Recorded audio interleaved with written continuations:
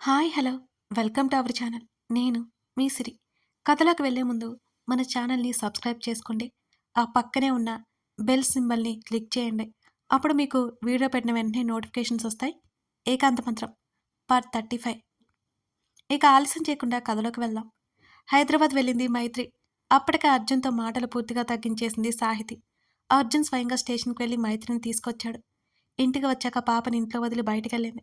మైత్రి వెళ్ళేసరికి మనోహర్ తప్పతాగి మైత్రినే కలవరిస్తూ కనిపించాడు. ఆ దృశ్యం వాళ్ళు క్రియేట్ చేసిందని మైత్రికేం తెలుసు? మను అంది బాధగా కళ్ళల్లో నీళ్లు తిరుగుతుంటే. ఇప్పుడు అతని మీద ప్రేమ కంటే జాలి కలుగుతోంది. మైతూ వచ్చేసావా అంటూ ఆమె దగ్గరకొచ్చాడు ఆతృతగా. మను ఏంటిది? బాధగా అతడి చేతులు పట్టుకుంది మైత్రి. నువ్వు లేని నా జీవితం ఇంతే మైతూ అని అన్నాడు ఆమె చేతులు నుదురికి ఆనించుకుని. ఎలా సముదాయించాలో అర్థం కాలేదు మైత్రికి ఆ క్షణం. మను నువ్విలా అంటే ఎలా అని అడిగింది. నా కోసం రాలేవా మైతూ? నీకు పెళ్లి అయినా ఏమీ పర్వాలేదు. నువ్వంటే నాకు ప్రాణం అని అన్నాడు కన్నీరు కార్చుతూ. మైత్రి అతని చేతిలోకి వెళ్తే బంగారు గనవుతుంది. అందుకే వదిలికోలేకపోతున్నాడు మనోహర్. అంతకంటే ఆమె అమాయకత్వం ఇష్టం. ఆమె అందం ఇష్టం. మొత్తానికి ఆమె అంటే చాలా చాలా ఇష్టం. అతడికి తెలుసు మైత్రి తన్ని తప్పితే ఎవరిని దగ్గరికి రానిచ్చి ఉండదని. మను ప్లీజ్, నేను ఆ బంధాన్ని తెంచుకుని రాలేను. ఆల్రెడీ మాకొక బేబీ ఉంది అనగానే షాక్ కొట్టినట్టు చూశాడు మనోహర్. ఒక బేబీ ఉందా? తడబడుతూ అడిగాడు. తాగిందంతా దిగిపోయినట్టు అనిపించింది మనోహర్కి. కాసేపు మెదడు పనిచేయలేదు. అవును, మా వారి అన్నయ్య వదినల కూతురు. ఆ పాపను మేము దత్తతేసుకున్నాం. నేను ఆ పాపకి చాలా దగ్గరైపోయాను అని మనోహర్ని గమనిస్తూ, ఇప్పుడు నాకు 3వ నెల. నా కడుపులో బేబీ పెరుగుతోంది అని ఇది మాత్రం అబద్ధం చెప్పింది. దెబ్బతిన్నట్టు చూశాడు మనోహర్. ఆ విషయం అతను ఏమాత్రం ఎక్స్‌పెక్ట్ చేయలేదు.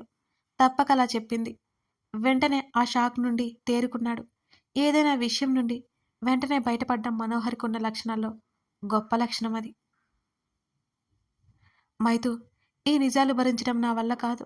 నువ్వు నాకు కావాలి అంటూ ఆమె ఒడిలో తలపెట్టుకుని ఏడ్చాడు మనోహర్. అతనికి మైత్రి జీవితంలోకి వెళ్ళడానికి మైత్రి ఏమాత్రం ఒప్పుకోదు. సాహితీ మీద విపరీతమైన కోపం, ద్వేషం. సాహితిని చంపేయాలనిపిస్తోంది మనోహర్‌కి. కష్టంగా మైత్రి మీద కోపాన్ని కూడా ఆపుకున్నాడు. తను ఏదో మిస్టేక్ చేశాడో లేకపోతే తన ప్లాన్ సక్రమంగా జరిగేది. ఈ పాటికి మైత్రి తన భార్య అయి ఉండేది. తను కోట్లకి యజమాని అయి ఉండేవాడు. అదంతా కేవలం సాహితీ వల్లే. కక్ష పెట్టేసుకున్నాడు మనోహర్. ఇదంతా ఆ సాహితీ వల్లే జరిగింది. నా జీవితం నాకు కాకుండా చేసింది అని తన మీద మైత్రికి జాలి కలిగేలా ప్రవర్తించాడు. సాహితీ మీద మైత్రికి కూడా విపరీతమైన కోపం వచ్చేస్తోంది. మను అంటూ అతని చెంపల మీద కన్నీటిని తుడిచి, నా మాట వింటావా అని అడిగింది లాలనగా మైత్రి. ఎలాగో మైత్రి తనకు దక్కదు. ఆమెను పట్టుకొని వేలాడడం అనవసరమే అనిపించింది మనోహర్కి. కానీ మైత్రి మీద ప్రేమ, ఇష్టం చావట్లేదే. కొన్ని క్షణాలు ఆమె కళ్ళల్లోకి చూసి మైమరిచిపోయి అలాగేనన్నట్టు తల ఊపాడు మను. నన్ను మర్చిపోవడానికి ప్రయత్నం చేయి. నీకు చాలా చాలా మంచి భవిష్యత్తుంది అంటూ అతని చెంప మీద చేయి వేసి సర్ది చెప్పింది మైత్రి. నా వల్ల కాదు మైతూ. నువ్వు ఇంకా ఇక్కడే ఉండుకు. నువ్వు నా దానివి కాదు అని ప్రతిక్షణం అనిపిస్తుంటే నా గుండె తట్టుకోలేకపోతుందని అతడు అనగానే కన్నీళ్లు తుడుచుకుంటూ అక్కడి నుండి ఇంటికొచ్చేసింది మైత్రి. ఇంటికి వెళ్ళాక సాహితీ మీద కోపం అంతా చూపించేసింది. తెలిసి తెలియక మైత్రి చేస్తున్న పనుల వల్ల సాహితీ మనసు అప్పటికే ముక్కలవడం మొదలుపెట్టింది. ఆ విషయాల్లో నిజ నిజాలు ఏమీ తెలియదు కదా మైత్రికి. అక్కడి నుంచి పాపం తీసుకుని వచ్చేసింది. మనోహర్ మారిపోతాడని నమ్మకం ఆమెకి. మనోహర్కైతే చెప్పింది కానీ తన బేబీ అనుకోగానే తెలియని పులకింత. అంతలోనే స్వీటీ గుర్తొచ్చింది. తనకి బేబీ పుడితే స్వీటీని తను సరిగ్గా చూసుకోగలదా? ఆలోచన రాగానే ఆమె మనసు కకావికలమైపోయింది. లేదు లేదు, తనకి బేబీ పుడితే ఏంటి? స్వీటీని తను అసలు చూసుకోలేదు. అందరిలాగే స్వీటీని దూరం పెడుతుందా? ఆమె బ్రెయిన్ అంతా దాని గురించే ఆలోచించడం మొదలైంది. స్వీటీ గదిలో ఏడవడం వినిపించగానే, అర్జున్ నీతో తర్వాత మాట్లాడతాను అని పరుగు పరుగున గదివైపుకు నడిచింది మైత్రి. పాప కోసమే మధుని పెళ్లి చేసుకుంది కానీ ఇప్పుడు మధుతో సంతోషంగానే ఉంటుందని నిర్ణయానికొచ్చాడు అర్జున్. మనోహర్ గురించి ఎలా తెలిసింది? తర్వాత మాట్లాడొచ్చులే అనుకుని అతను గదిలోకి వెళ్ళిపోయాడు. సాహితి ఏం చేస్తుందో పడుకుందా లేదా అని కాల్ చేశాడు. ఇంకా ఆ విషయాల గురించి ఆలోచించి ఏడుస్తుందేమో అనుకు అతని బాధ. సాహితీ మనస్తత్వం అతనికి బాగా తెలుసు కదా! అప్పుడే నిద్ర పట్టించిన సాహితికి గబుక్కున మెలకువ వచ్చింది. 11 గంటలవుతుంటే అర్జున్ కాల్ వస్తోంది. ఆమె కాల్ లిఫ్ట్ చేసింది. ఆమె లేట్‌గా కాల్ లిఫ్ట్ చేసింది. పడుకుందేమో అనుకుని గబుక్కున కాల్ కట్ చేయబోయాడు అర్జున్. ఆలోపే సాహితీ వాయిస్ వినిపించింది. అర్జున్ అంది మెల్లిగా. ఆ రోజు ఎక్కువగా ఏడవడం వల్ల ఆమె గొంతు కూడా కాస్త మారినట్టు అనిపించింది అతనికి. Sahi, are you okay? అంది. పడుకున్నావా అని అడిగాడు. "హ్మ్." అయ్యో! సారీ సాహీ. నేను టైం ఎంతో కూడా గమనించలేదు. 11 అయిపోయింది అని అన్నాడు నొచ్చుకుంటున్నట్టుగా. అతడు సారీ చెప్పగానే ఆశ్చర్యపోయి, ఇట్స్ ఓకే అర్జున్. నా గురించి ఏమీ ఆలోచించకు. ఈ రోజుతో నా భారం అంతా దిగిపోయినట్టనిపిస్తోంది. నేను హాయిగా నిద్రపోతున్నాను. నువ్వు కూడా రెస్ట్ తీసుకో. మళ్ళీ చెప్తున్నాను విను. ఏమీ ఆలోచించకు అంటున్న ఆమె మాటలకు చిన్నగా నవ్వాడు అర్జున్. ఎలా నిద్ర వస్తుంది అతనికి? ప్రశాంతంగా పడుకోగలడా? హ్మ్. Good night Sahi. Good night Arjun అని చెప్పింది. కాల్ కట్టయింది. సాహితీ గుండెల మీద భారం మొత్తం దిగిపోయినట్టుగా ప్రశాంతంగా నిద్రలోకి జారుకుంది. అర్జున్‌కి మాత్రం మనసంతా భారమైపోతోంది. క్షణ క్షణానికి. పెళ్లి ఆపే పథకం కోసం చూస్తున్నాడు అతను. తన పక్కన లేకపోవడంతో ఏడుస్తోందని అర్థమై స్వీటీకి జోకొడుతూ సర్ది చెప్పింది. మధు గాని, తను గాని పక్కన లేకపోతే స్వీటీ అసలు నిద్రపోదు కదా! స్వీటీ నుదుటిన ముద్దు పెట్టుకుని గత జ్ఞాపకాల్లోకి దొర్లిపోయింది మైత్రి. తను ఊరు నుంచి రాగానే మధు ఎంత సంతోషపడ్డాడో ఇంకా గుర్తుంది తనకి. అతని కళ్ళల్లో తనను చూసినప్పుడు మెరుపు ఇంకా మైత్రి కళ్ళ ముందే మెదులుతోంది. అప్పుడే వచ్చేసావా? ఎక్స్‌పెక్ట్ చేయలేదు అని అన్నాడు మధు ఆమెను చూస్తూనే. చిన్నగా నవ్వి ఊరుకుంది. డాడీ అంటూ మధు మీదకి దూకింది స్వీటీ. స్వీటీ బంగారం, డాడీ ఫ్రెష్ అయ్యి వస్తాడు. మమ్మీ దగ్గరికి వెళ్ళు. దగ్గరికి రాబోతున్న పాపని ఆపేసి మైత్రికి ఇచ్చేసి టవల్ తీసుకుని వెళ్ళిపోయాడు మధు. అతడు వచ్చేసరికి కబుర్లు చెబుతూ స్వీటీని నిద్రపుచ్చుతోంది మైత్రి. అత్తయ్య మామయ్య గారెక్కడా? అని అడిగింది. ఎక్కడికి వెళ్లారో అర్థమవ్వక. ఆమె స్టేషన్‌లో దిగి క్యాబ్‌లో వచ్చేసింది మరి. ఇంటికి వచ్చి చూసేసరికి తాళం వేసి ఉంది. తాళం ఎక్కడ ఉందో తెలుసు కాబట్టి లోపలికొచ్చేసింది. పని మనిషి కూడా లేదు ఇంటి దగ్గర. వంట చేసి ఫ్రెష్ అయి కూర్చుంది. మధు వచ్చేశాడు. తిరుపతికి వెళ్లారు ఈవినింగ్. రావడానికి 2, 3 రోజులు పట్టొచ్చు అని అంటూ పాప పక్కన కూర్చుని స్వీటీ తలని నిమిరి మిస్ అయ్యాను మీ ఇద్దరిని అని అన్నాడు మధు. నేను కూడా. తను అతన్ని చూడలేదు. మధు మనసు, ముఖం ప్రకాశవంతంగా మారిపోయాయి. అతడి పెదవులు సంతోషంగా విచ్చుకున్నాయి. మైత్రి ఇంత త్వరగా తనతో బంధం ఏర్పరచుకుంటుందని అతను ఎక్స్‌పెక్ట్ చేయనేలేదు. ఇద్దరూ డిన్నర్ చేసి కిచెన్ సర్దేసిన తర్వాత రూమ్‌లోకొచ్చారు. మైత్రి ఎలా పెరిగిందో మధుకు తెలుసు. అందుకే ఆమె కష్టపడ్డానికి అసలు అతను ఒప్పుకోడు. నిద్రలో బెడ్ చివరికి జరిగింది స్వీటీ. అతడేదో పని చూసుకుని వచ్చేసరికి ఆలోచిస్తోంది మైత్రి. స్వీటీ పక్కనే పడుకుని. మధుకి ఎక్కడ పడుకోవాలో అర్థం కాలేదసలు. వాళ్ళిద్దరూ బెడ్‌కి ఒకవైపు ఉన్నారు. ఇప్పుడు మైత్రి పక్కన పడుకుంటే ఏమనుకుంటుందో? ఏం చేయాలో అర్థం కాలేదు మధుకి. స్వీటీని తీసి మరోవైపు వేసిన మైత్రి మిడిల్‌లోనే ఉంటుంది. ఏం చేయాలో పాలుపోక మౌనంగా అలాగే నిలబడ్డాడు మధు. నిలబడి ఉన్న అతన్నే చూస్తూ ఏమైంది మధుగారు? అని అడిగింది మైత్రి. ఏం లేదన్నట్టు అడ్డంగా తల ఊపాడు మధు. మరి ఏమైంది? అలాగే నిల్చున్నారు. నిద్రపోరా? రండి, పడుకోండి అంటూ పక్కన చూపించింది. సంశయిస్తూనే బెడ్‌కి చివర పడుకున్నాడు. అతని మనసులో ఆశ్చర్యం అర్థమై అతని మనసులో ఉద్దేశ్యం అర్థమై ఆశ్చర్యపోయింది మైత్రి. ఇలాంటి వాళ్ళు కూడా ఉంటారా? ఇసువంతైన కల్మషం లేకుండా ఎలా ప్రేమించగలరు? అనుకుంది మైత్రి. తన మనసులో ఉన్నది పూర్తిగా తెలుసుకున్న తర్వాత గాని అతను ముందడుగు వేయలేదు. సముద్రమంత ప్రేమను రుచి చూపించాడు. ఇప్పటికీ తన్నో అద్భుతంలాగా చూస్తాడు. మధు గుర్తొచ్చి నవ్వుకుంది మైత్రి.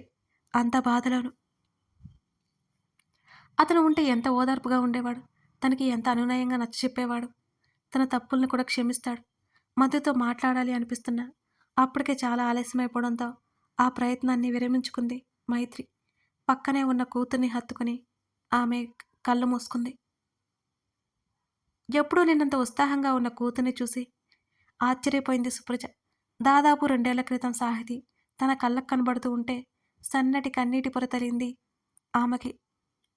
చంద్రకాంత రంగు ఓని, పచ్చని రంగు పట్టు పరికిణి, వాలు జడ ముందుకు వేసి, ఆ జడకి తగ్గట్టుగా పువ్వులు పెట్టుకుని, కొద్ది నగలతో పొందిగ్గా తయారైన కూతుర్ని చూసుకుంటూ మురిసిపోయింది సుప్రజ.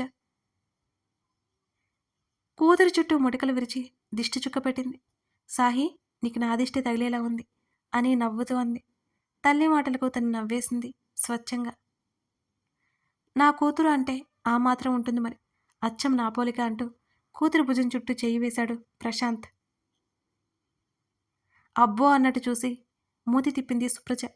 తల్లిదండ్రులు చూసి గట్టిగా నవ్వేసి, అవును డాడీ, నేను అచ్చం మీ పోలికే, కానీ అమ్మలా ప్రతిదానికి సెంటి అయిపోతున్నాను అని ఓరగా తల్లి వైపు చూసింది సాహితి. అవును బేబీ, ఆ అలవాట్లు నువ్వు వదిలించుకోవాలి, అసలు మంచివి కావు. కూతురి మాటలకు వంతపాడాడు ప్రశాంత్. చాలా ఆపండి, ఈరోజు కూడా ఆ ప్యాంట్ షర్ట్ వేసుకోకపోతే పంచ కట్టుకోవచ్చుగా. మీ కూతురు కోసం చేస్తున్న పూజ ఇది, వెళ్ళండి కసురుకుంది భర్తని. ఏం అక్కర్లేదమ్మా, అయినా నువ్వు లక్కీ తెలుసా, ఇంత హ్యాండ్సమ్గా ఉన్న మా డాడీని పట్టేశావు అనగానే కొట్టేలా ముందుకొచ్చింది సుప్రజ. వెంటనే తండ్రి వెనక్కి వెళ్ళి, డాడీ డ్రెస్లో మీరు సూపర్గా ఉన్నారు, అందుకే మమ్మీ కొట్టుకుంటోంది అని తండ్రి పక్క నుంచి తల్లి వైపు తొంగి చూసింది సాహితి. ఎన్నో రోజుల తర్వాత మునుపటిలా సాహితి కనిపిస్తుంటే ప్రశాంత్కి కూడా తెలియని సంతోషం. ఇన్ని రోజులు అర్జున్కి మనసులో మాట చెప్పకపోవడం వల్ల అలా ఉందేమోనని అనుకున్నాడు ప్రశాంత్. ఇప్పుడు తన కూతురు కోరుకున్న వ్యక్తితో త్వరలోనే పెళ్లి జరగబోతోంది, అందుకే సాహితి అంత సంతోషంగా ఉంది అనిపించింది ప్రశాంత్కి. మిమ్మల్ని మార్చడం నా వల్ల కాదులే, కానీ కావలసినవన్నీ కారులో పెట్టించాను, ఒకసారి శ్రీనివాస్ అన్నయ్యకి కాల్ చేసి త్వరగా బయలుదేరాలని చెప్పండి అంటూ హడావుడిగా వెళ్ళిపోయింది సుప్రజ. తండ్రి కూతుర్లు ముఖముఖాలు చూసుకుని చిన్నగా నవ్వుకున్నారు.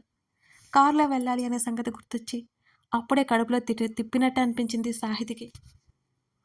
డాడీ కారులో రావాలా ఇప్పుడు అని గారంగా అడిగింది. అయితే అర్జున్ బైక్ మీద రా అన్నాడు ప్రశాంత్ నవ్వుతూ. డాడీ ప్లీజ్ అంది ముఖం ముడుచుకొని. అరే తప్పేముంది, ఇంతకుముందు ఎన్నిసార్లు రాలేదు చెప్పు. Thank you so much daddy, తండ్రి హృదయం మీద తలపెట్టుకుంది. కూతురి తల మీద చిన్నగా ముద్దు పెట్టుకుని, నా బంగారం, ప్రేమను పొందిన అర్జున్ ఎంత అదృష్టవంతుడు అని అనగా చిన్నగా నవ్వేసింది. అర్జున్కి కూడా తనంటే ఇష్టమనే ఫీలింగ్ తనని నిలవనివ్వట్లేదు. కానీ ఆ రోజు తను మాట్లాడిన మాటలు అర్జున్ ఇంకా మర్చిపోలేదని తెలియదు. ఏం మాట్లాడుతున్నావు అర్జున్, కోపంగా అడిగాడు శ్రీనివాస్. అవును డాడీ, నాకు పెళ్లి ఇష్టం లేదన్నాడు అర్జున్ స్థిరంగా. అర్జున్ మాటలకి అమృత మైత్రి అదిరిపడ్డట్టు చూశారు. సాహితి అంటే అతనికి ఎంత ఇష్టమో అక్కడున్న అందరికీ తెలుసు. అర్జున్, ఏం మాట్లాడుతున్నావు అసలు, ఎందుకు వడ్డంటున్నావు తమ్ముడు చేతిని పట్టుకునే మైత్రి కూడా అడిగింది. నన్ను రీజన్స్ అడక్కండి, నాకు ఇష్టం లేదు అంతే అంటున్న కొడుకుని చూస్తూ, నాన్న ఎందుకు ఈ నిర్ణయం తీసుకున్నావు, సాహితి అంటే నీకు ఎంత ఇష్టమో నాకు తెలీదా. ఏమైంది నాన్న, కొడుకు గడ్డం పట్టుకుని బ్రతిమాలుతోంది అమృత. అమ్మ ప్లీజ్, చెప్తే అర్థం చేసుకోరు. ఏంటసలు, సాహిని చేసుకోవడం నాకు ఇష్టం లేదు, మీకు ఎందుకు అర్థం కావడం లేదు విసుగు నటించాడు అర్జున్. నేను చెప్పేది విన్నావా, వేరే ఎవరైనా అమ్మాయిని చూస్తానంటే కాదు, సాహితినే మన ఇంటి కోడలుగా రావాలని గొడవ చేశావు. వీడి సంగతి చిన్నప్పటి నుంచి చూస్తూనే ఉన్నాను, ఎప్పుడు వాడి ఇష్టం అన్నట్టు నచ్చినట్టు ప్రవర్తిస్తూనే ఉంటాడు. సాహి ఈయన గారితో ఎలా సంతోషంగా ఉంటుంది, ఇప్పుడు నా స్నేహితుడి ముందు నేను తల ఎలా ఎత్తుకోగలను అని భార్య వైపు చూస్తూ అసహనంగా అన్నాడు శ్రీనివాస్. అవును, సాయి నాతో ఎప్పటికీ సంతోషంగా ఉండలేదు అని మనసులో అనుకున్నాడు. మమ్మీ, డాడీ మీరు కాసేపు ఆగండి అంటూ తమ్ముడి చేతిని పట్టుకుని లోపలికి తీసుకెళ్ళిపోయింది మైత్రి. అర్జున్, ఏమైంది, ఎందుకు ఈ నిర్ణయం తీసుకున్నావు, నాతో అయినా చెప్పు ప్లీజ్ బ్రతిమాలింది మైత్రి. నాకు సాహిని పెళ్లి చేసుకోవడం ఇష్టం లేదు మైతు అని అన్నాడు అర్జున్ ముఖాన్ని మరింత అసహనంగా పెట్టుకొని. అర్జున్, నా మూలంగానా, మైత్రి కళ్ళల్లో నీళ్లు తిరిగాయి. చిచ, ఈ కన్నీళ్ళేంటి, ఆడపిల్లలు కంటతడి పెడితే కుటుంబానికే మంచిది కాదు తెలుసా, ఏడవకు అంటూ తన అక్క కన్నీళ్లు తుడిచి అడిగాడు అర్జున్. సాహితీ కంట ఈ కన్నీళ్లు రాకూడదని నిర్ణయం తీసుకున్నాను మైతు అంటున్న అర్జున్ మాటలు ఏమాత్రం అర్థం కావడం లేదు మైత్రికి. అర్జున్, నువ్వేం మాట్లాడుతున్నావో నాకసలు అర్థం కావడం లేదు. నిన్ను పెళ్లి చేసుకుంటే సాహి ఎందుకు కన్నీళ్లు పెట్టుకుంటుంది? అని అయోమయంగానే ప్రశ్నించింది మైత్రి. ఎందుకంటే సాహికి నన్ను పెళ్లి చేసుకోవడం ఇష్టం లేదు. నేనంటే ప్రేమ లేదు. నా మీద పెళ్లి చేసుకునే ఉద్దేశ్యమే లేదు.